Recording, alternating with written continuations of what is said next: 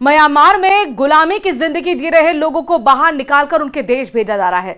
पिछले 10 और 11 मार्च को 2 चरणों में 540 भारतीयों को भी वापस देश लाया गया है। इनमें से 25 से 30 युवा राजस्थान के हैं, तो वहीं अभी तक 9 युवा ऐसे सामने आए हैं जो शेखावाटी के झुंझुनू जिले से हैं।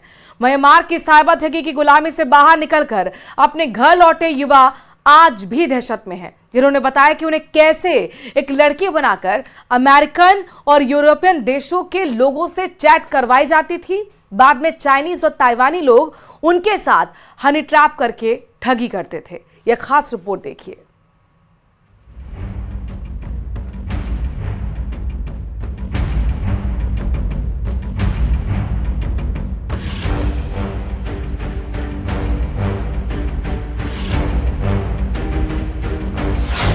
म्यांमार से लौटे लोगों ने जो बताया वो खौफनाक था।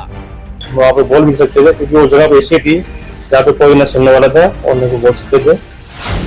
विदेश में बुलाकर ठगी करवाई, विरोध पर डराया। पनिशमेंट दिया करते थे, बिठा दिया करते थे 3-3 घंटा 5-5 घंटा जाते। जैसे हम बीमार हैं तो बीमार नहीं कुछ नहीं है तो उनको बीमार के नाम पे बोलते थे तो छुट्टी बांटते थे। 5-5 हजार रुपये 7-7 हजार रुपये महीने लगेगा, तुम्हें उठा दिया जाएगा, तुम्हें कल 3 दिन ही करना पड़ेगा। एक्स्ट्रा मतलब कुछ भी बता दिया करते थे जो चीज हम नहीं कर सकते थे।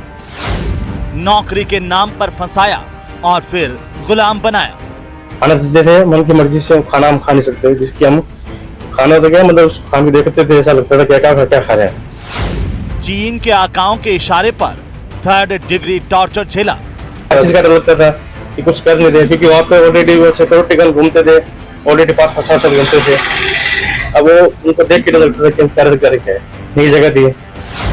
जुल्म और अत्याचार की कहानी पीड़ितों की जुबानी।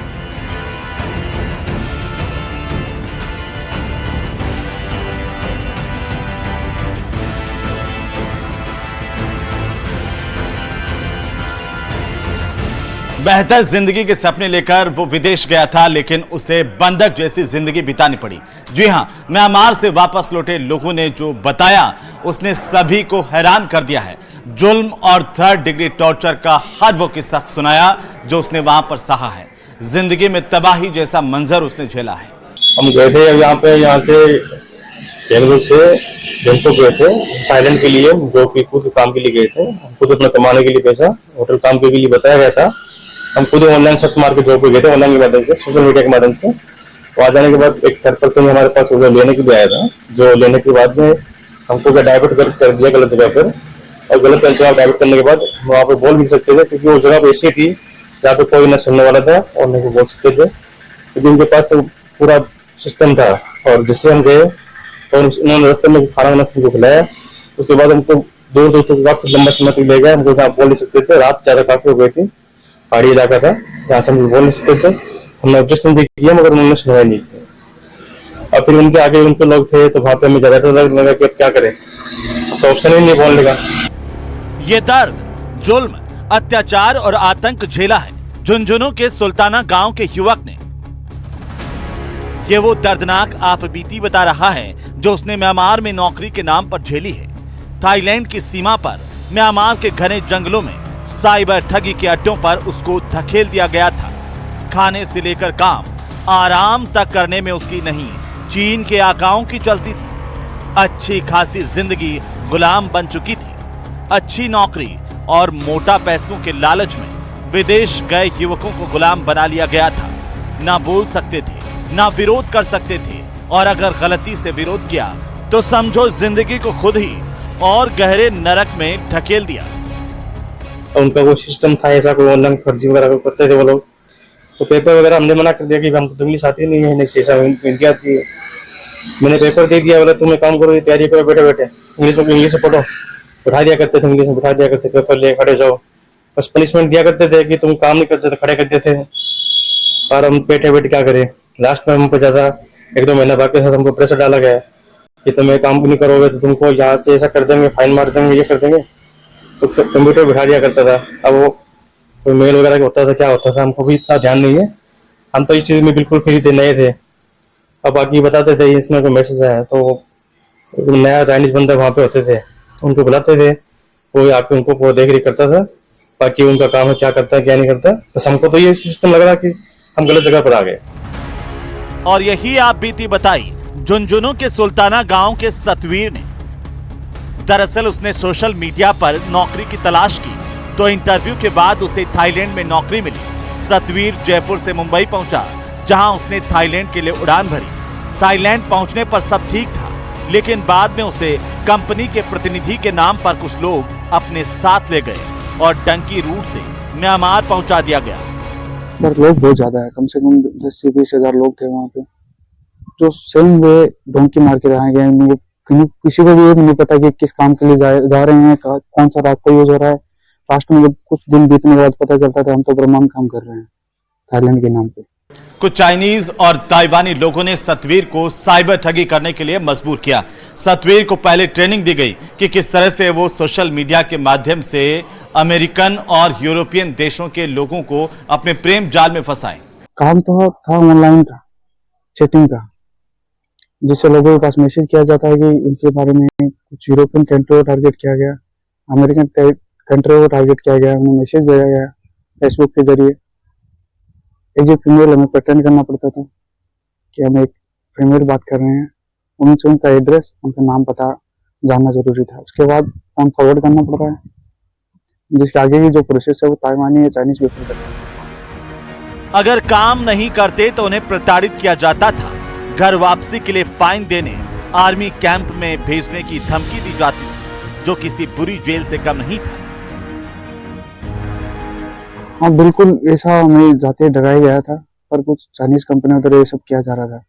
अगर कोई आने का चाहता है तो उसे 3 लाख थाई बात का जुर्माने के तहत उन्हें पे करना होगा, या उन्हें 7 से 1 महीने का जो उनका आर्मी कैंप था लोकल, वहाँ की खुद की सिक्योरिटी फोर्स से बनाया गया है, वहाँ पे रहना होगा।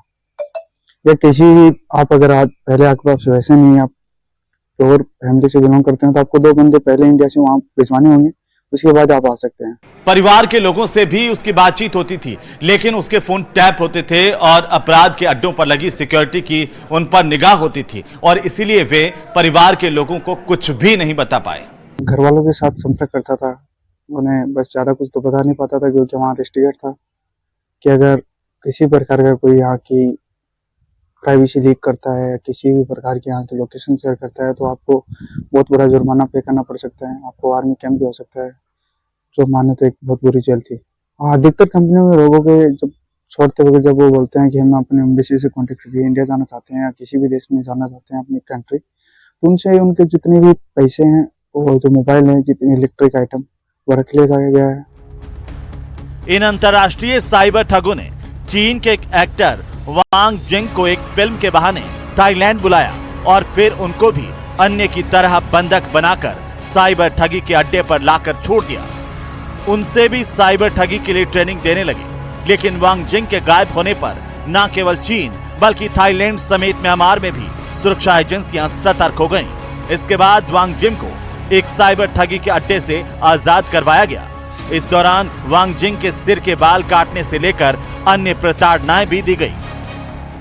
इस घटना के सामने आने के बाद म्यांमार में वहां की सुरक्षा एजेंसियों की तरफ से दबिश देना शुरू किया गया, जिसमें काफी देशों के हजारों लोगों को साइबर ठगी के अड्डों से मुक्त करवाया गया है।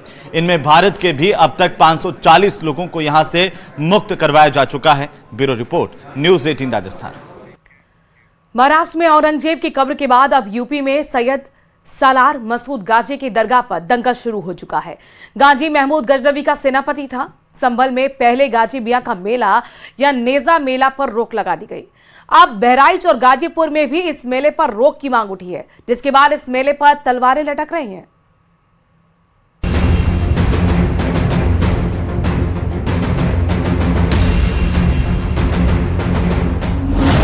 महाराष्ट्र से यूपी तक कब्र पर कोहराम, सियासत में नया किरदार गाजी सालार, आक्रांताओं पर दंगल, सियासी बवंडर।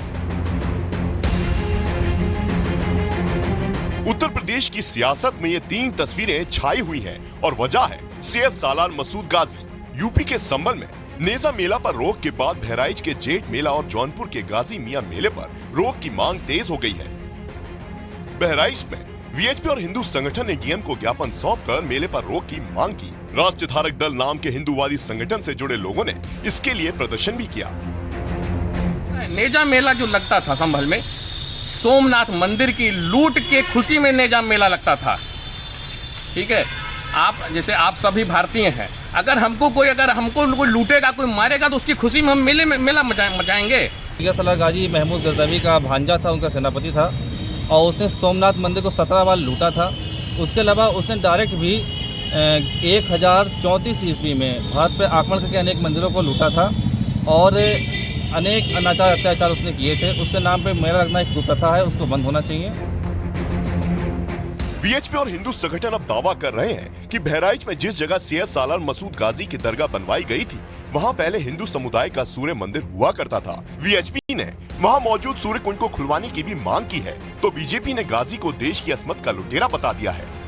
सैयद सालार मसूद गाजी ही नहीं है, जो भी आक्रांता हैं, जिन्होंने भारत की अस्मिता को लूटने का काम किया, भारत के मंदिरों को तोड़ने का काम किया, भारत की संस्कृति को छिन्न भिन्न करने का काम किया। महाराज जी का सीधा ये कहना था कि ऐसे लोगों को महिमा मंडन नहीं किया जा सकता है। हम पुरानी सनातन परंपरा पे फिर से वापस आ रहे हैं और उसी पे हम लोगों को जोर देना चाहिए। बहराइच में ही महमूद गजनवी के सेनापति रहे सैयद सालार मसूद गाजी को दफनाया गया था और इस जगह मजार बना दी गई थी, जहां सालों से मेले का आयोजन होता रहा है।